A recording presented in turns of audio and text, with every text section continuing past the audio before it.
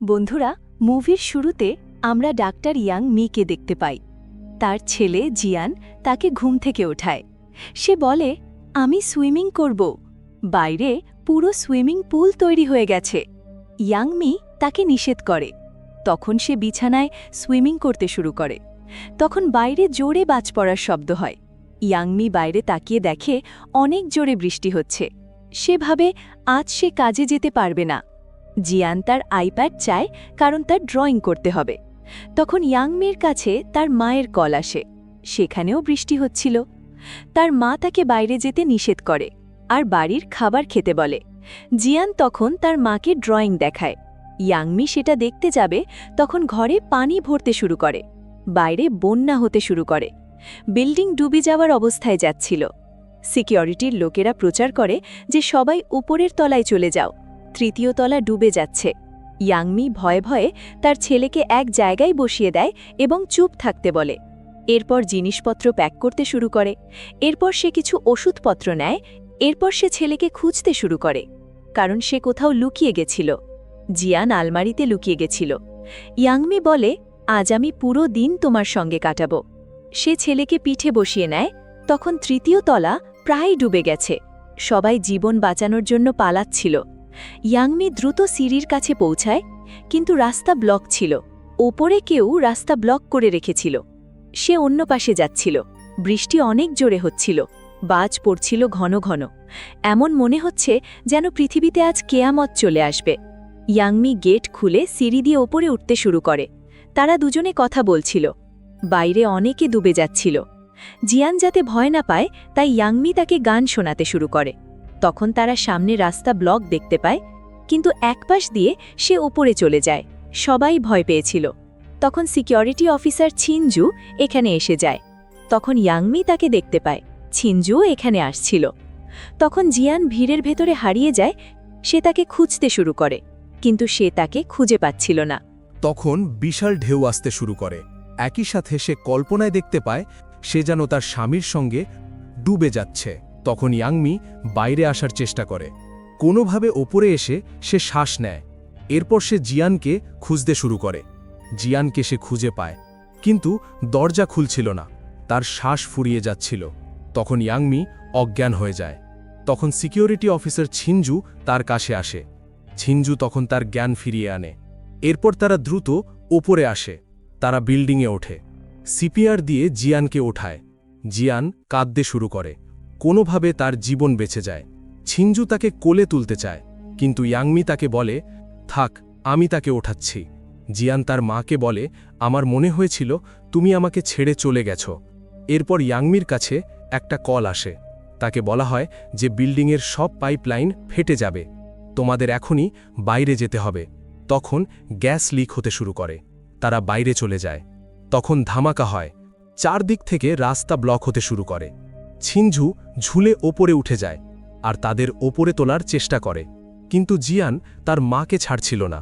ছিনজু যখনই জিয়ানকে ধরে, তখন ইয়াং মি নিচে পড়ে যায়।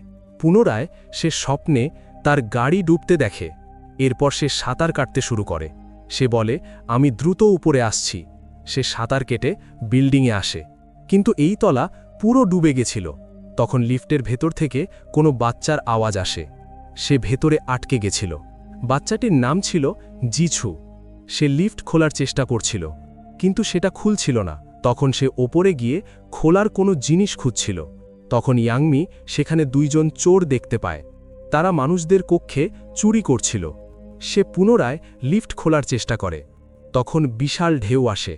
তখন ইয়াং মি ডুবে যায়। তখনই ইয়াং মি আবারও কল্পনা করতে শুরু করে। তারা গাড়ি থেকে বের হওয়ার চেষ্টা করে। গাড়ি ডুবে গেছিল। ইয়াং মি ওপরে যেতে শুরু করে, কিন্তু তার স্বামী গাড়ির ভেতরে ছিল। সে তার স্বামীর কাছে যায়, কিন্তু তার স্বামী জিয়ানকে নিয়ে যেতে বলে। ইয়াং মির কিছুই করার ছিল না, তাই জিয়ানকে নিয়ে সে বাধ্য হয়ে চলে যায়। তার স্বামী মারা যায়। তখন সে কল্পনা থেকে বাস্তবে ফিরে আসে। তখন তার জ্ঞান ফিরে আসে। ছিনজু সেখানে আসে। জিয়ানের ওষুধের প্রয়োজন ছিল, কিন্তু ইয়াং মির কাছে থাকা ওষুধ পানিতে ডুবে গেছিল। ছিনজু তাকে ওপরে যাওয়ার জন্য বলে, আর সেই ইয়াং মিকে বলে, জিয়ান যদি মারা যায় তাহলে কি এমন সমস্যা হবে? তাকে তো তুমি রিসেট করে পুনরায় আগের মতো বানাতে পারবে। তোমার কাছে তো ডেটা আছে। এখানে একটা বিষয় রিভিল হয় যে জিয়ান তার বায়োলজিক্যাল ছেলে নয়, সে একটা এআই সাবজেক্ট ছিল, যাকে ইয়াংমি তার বসের সঙ্গে মিলে বানিয়েছিল। তার মধ্যে হিউম্যান ইমোশন ছিল, সে পুরোপুরি মানুষের মতো ছিল। এরপর বৃষ্টি থেমে সূর্য বের হয়, তারা মনে করে বিপদ কেটে গেছে। ছিঞ্জু বলে, জিয়ান তোমার সঙ্গে হেলিকপ্টারে বসবে না, তাকে এখানেই রাখা হবে, কারণ সে একটা এআই সাবজেক্ট। কিন্তু তার সঙ্গে তোমার গভীর সম্পর্ক হয়ে গেছে, তোমার ইচ্ছা তুমি তাকে ছেড়ে যেতে পারো। মানুষ অনেক স্বার্থপর হয়। আমার মাও আমাকে ছেড়ে চলে গেছিল, সে পুনরায় আসার প্রতিজ্ঞা করেছিল, কিন্তু সে কখনো ফিরে আসেনি। এরপর আরও একবার চারদিকে মেঘ অন্ধকার করে আসে, বৃষ্টি শুরু হয়, তারা পালাতে শুরু করে, কিন্তু এই বয়স্ক স্বামী স্ত্রী মারা যায়। বিল্ডিং ডুবে যাচ্ছিল, কিন্তু কোনোভাবে তারা এখনও সুরক্ষিত আছে। তখন সেখানে একজন মহিলার বাচ্চা জন্ম দেবার সময় হয়ে গেছিল। তারা ইয়াংমির কাছে সাহায্য চায়, কিন্তু ছিঞ্জু তাকে দ্রুত এখান থেকে যাওয়ার জন্য বলে। তখন ইয়াংমি সেখান থেকে যেতে থাকে, কিন্তু সে জিয়ানকে ছেড়ে যেতে চায় না, তাকেও সঙ্গে নিয়ে যেতে চাইছিল। কিন্তু ছিঞ্জু বলে তার ভেতর থেকে মানুষের ডাটা বের করতে হবে। এই সাবজেক্ট দিয়ে মানুষের বংশ তৈরি করা যাবে, তার মেমোরি ডাটা আমাদের প্রয়োজন। তারা ওপরে আসে, ইয়াংমিকে নিয়ে যাওয়ার জন্য লোক আসে, তারা জিয়ানকে ধরে ফেলে। লোকগুলোর লিডার বলে, আমাদের অন্য এআই সাবজেক্ট বানাতে গেলে জিয়ানের ডাটা চাই, তাহলে আমরা মানুষের বংশ পুনরায় তৈরি করতে পারব। তো এখন আসল কথা হলো, তারা কেন ইয়াংমিকে বাঁচাতে চায়। এখানে অনেক বড় একটা রহস্য ছিল। আসলে ইয়াংমি অনেক বড় একজন বিজ্ঞানী ছিল, আর তাকে একটা বিশেষ ইঞ্জিন তৈরি করতে হবে, আর সেটা হলো ইমোশন ইঞ্জিন। কারণ সরকারের কাছে একটা বিশেষ মেশিন ছিল, যার মাধ্যমে তারা মানুষের দেহ তৈরি করতে পারে, কিন্তু তাদের মধ্যে কোনো প্রতিক্রিয়া থাকে না, কারণ তাদের মধ্যে ইমোশন ছিল না। আর এই ইঞ্জিন শুধুমাত্র ইয়াংমি বানাতে পারত, কারণ তারা আগে থেকে এই ইঞ্জিন বানানোর জন্য কাজ করছিল, আর ইয়াংমি এটার সবচেয়ে কাছে ছিল। এজন্য ইয়াংমিকে বাঁচানো হচ্ছিল। ইয়াংমি একটা আইডিয়া দেয় যে একটা এমন সিমুলেশন তৈরি করতে হবে যাতে মাকে বারবার তার বাচ্চাকে বাঁচানোর জন্য ভয়ঙ্কর ঘটনার মধ্য দিয়ে যেতে হবে। এভাবে সব প্রয়োজনীয় তথ্য কম সময়ে একত্রে করা যাবে, যেমন উল্কাপিণ্ডের টুকরো রকেটের সঙ্গে আঘাত করানো। ইয়াংমি দ্রুত সিমুলেশনের সঙ্গে যুক্ত হয়, আর পুনরায় নিজের বিছানায় জাগে। এবার অ্যাপার্টমেন্টে আগে থেকে পানি ভরেছিল, আর সেই পুরনো কল তার কাছে আসে, আর তাকে পুনরায় বলা হয় তাকে তারা পুনরায় নিতে আসছে। তখন ইয়াংমির পুরনো কথা মনে পড়ে। তারা বুঝতে পারে গার্ড জিয়ানকে তার কাছ থেকে কেড়ে নেবে। সে দ্রুত ওষুধ ওঠায়, সে জিয়ানকে বোঝায় যে সে যেন তার কথা শোনে এবং কোনো অচেনা মানুষের সঙ্গে না যায়। কিন্তু জিয়ান কাঁদছিল। সে জিজ্ঞেস করে সে কেন মাত্র 6 বছরে থাকে, কিন্তু ইয়াংমি তার কথার উত্তর না দিয়ে তাকে কোলে নিয়ে সিঁড়ির দিকে নিয়ে যায়, কিন্তু দুই দিকে ভিড় ছিল। তখন একটা বিশাল ঢেউ বিল্ডিংয়ে আঘাত করে। ইয়াংমি কোনোভাবে জিয়ানকে ধরে পানির ওপরে ওঠে।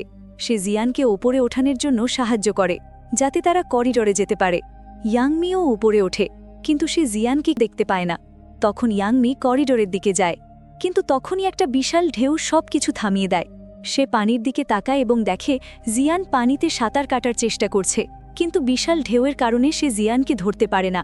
তখন আকাশে হেলিকপ্টার দেখে তার আগের সিমুলেশন মনে পড়ে। তার পকেটে জিয়ানের চশমা পায়। তখন পেছন থেকে একটা ভাসমান গাড়ি এসে ইয়াংমিকে আঘাত করে, এজন্য সিমুলেশন পুনরায় রিসেট হয়ে যায়। কিছু সময় পর চিনজু ইয়াংমিকে সিপিআর দিয়ে জীবন্ত করে। তার জামায় 787 লেখা, কারণ সে 787 বার সিমুলেশনে অসফল হয়েছে। তখন চিনজু তাকে একটা ছবি দেখায়, যাতে দেখা যাচ্ছে জিয়ান ভিড়ের ভেতরে চলে যাচ্ছে, অর্থাৎ পানিতে সাঁতার কাটা বাচ্চাটি জিয়ান ছিল না। এরপর সে জিয়ানকে খুঁজতে বেরোয়। চিনজু তাকে থামানোর চেষ্টা করে। তখন ইয়াংমি তার দিকে বন্দুক তাক করে, আর তার কাছে উত্তর চায়। তখন বিল্ডিংয়ে ধামাকা শুরু হয়ে যায়। তখন বিশাল একটা ধামাকা ইয়াংমিকে শেষ করে দেয়।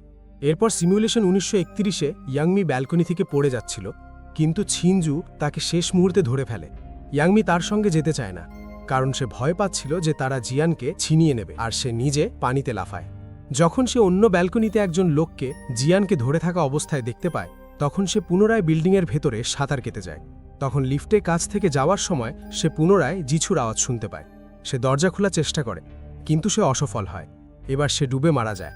প্রতি সিমুলেশনে ইয়াংমি জিছুকে বাঁচাতে গিয়ে মারা যায়। এবার সে সিমুলেশন নাম্বার 4007-এ পৌঁছে গেছে। এবার সে একটা ঝাড়ু জোগাড় করে, সেটা লাঠি বানিয়ে লিফট খুলতে সফল হয়। জিছু সাঁতার কেটে বাইরে আসে। এরপর দুজনে পরের তলায় যায়। তারা একটা ফ্ল্যাট থেকে শুকনো কাপড় নেয়। তখন জিছু বলে, চোরেরা একটা বাচ্চার ব্যাপারে কথা বলতে শুনেছি। তখন ইয়াংমি সেদিকে দৌড়ায়। তার মনে পড়ে গতবার সেখানেই তার মৃত্যু হয়েছিল। এবার সে লুকিয়ে সেদিকে যাওয়ার চেষ্টা করে, কিন্তু চোরেরা তাকে দেখে নেয়। সে জিয়ানের ব্যাপারে জিজ্ঞেস করে, কিন্তু তারা কথা না শুনে চলে যায়। তখন ছিনজু অন্য ব্যালকনি থেকে তাকে ডাকে। ইয়াংমি তার দৃষ্টি আকর্ষণ করার চেষ্টা করে, কিন্তু চোরের দল তাকে ধরে ভেতরে নিয়ে যায়। যখন সে দেখে ঘরের মালিক বেহুশ পড়ে আছে, তখন সে হামলাকারীকে লাথি মেরে পালানোর চেষ্টা করে। সামনে ইয়াংমি একটা খালি কক্ষে পৌঁছায়। তখন অনেক এজেন্ট তার উপরে হামলা করে। তখন একটা বিশাল ঢেউ জানালা ভেঙে ভেতরে আসে আর সবাইকে ভাসিয়ে নিয়ে আলাদা করে দেয়। তখন মুক্ত হয়ে ইয়াংমি জিয়ানকে খুঁজতে শুরু করে, কিন্তু সে তাকে খুঁজে না পেয়ে ওপরে যাওয়ার সিদ্ধান্ত নেয়। পানি এতটা ওপরে আসে যে সেটা ছাদ পর্যন্ত পৌঁছে যাচ্ছিল। তখন একটা পুরনো আলমারি খুলতেই সে জিয়ানকে অজ্ঞান অবস্থায় দেখতে পায়। দ্রুত ইয়াংমি তাকে ওষুধ দেয়, কিন্তু জিয়ানের মধ্যে কোনো প্রতিক্রিয়া দেখা যায় না। ইয়াংমি পুরো ভেঙে পড়ে এবং তার কাছে ক্ষমা চায়। সে বলে, আমি তোমাকে অনেকবার বেখেয়াল করেছি। এরপর সে তার চোখ খোলে। সে বলে, আমার মা আমাকে কখনো ছাড়েনি। সে বলে, যাওয়ার সময় মা বলেছিল আলমারিতে অপেক্ষা করতে, কারণ সে পুনরায় ফিরে আসবে, আর সে তার প্রতিজ্ঞা পালন করেছে। এরপর আমরা বুঝতে পারি উল্কাপিণ্ড ইয়াংমির রকেটে আঘাত করেছিল, আর ইয়াংমি পুরোপুরি ঘায়েল হয়ে গেছিল। যাওয়ার সময় সে ডিরেক্টরের কাছে অনুরোধ করেছিল যে তার চেতনা যেন সিমিউলেশনে ব্যবহার করা হয়, যাতে সে জিয়ানের সঙ্গে পুনরায় থাকতে পারে। এরপর বিজ্ঞানীরা তার চেতনা বের করে সিস্টেমে আপলোড করে দেয়, এই আশায় যে যাতে মনুষ্যত্বকে বাঁচানো যায়। তখন ছাদে এজেন্ট তাদের কাছে আসার চেষ্টা করে। তখন বিশাল ঢেউ বিল্ডিং গিলে ফেলার চেষ্টা করে। তখন ইয়াংমি তার চশমা দিয়ে সাঁতার কাটতে বলে। জিয়ান পানিতে লাফায় আর এজেন্ট ইয়াংমিকে ধরে ফেলে। তখন একটা ফ্ল্যাশব্যাকে দেখানো হয় যে জিয়ান আসলে কোম্পানি দ্বারা প্রিন্ট করা একটা বাচ্চা ছিল, যাতে চাইল্ড এআই ডেভেলপ করা হয়। এজন্য এজেন্টরা বাচ্চাকে ছেড়ে দিতে চাইত, কারণ তাদের শুধুমাত্র ডেটা দরকার ছিল।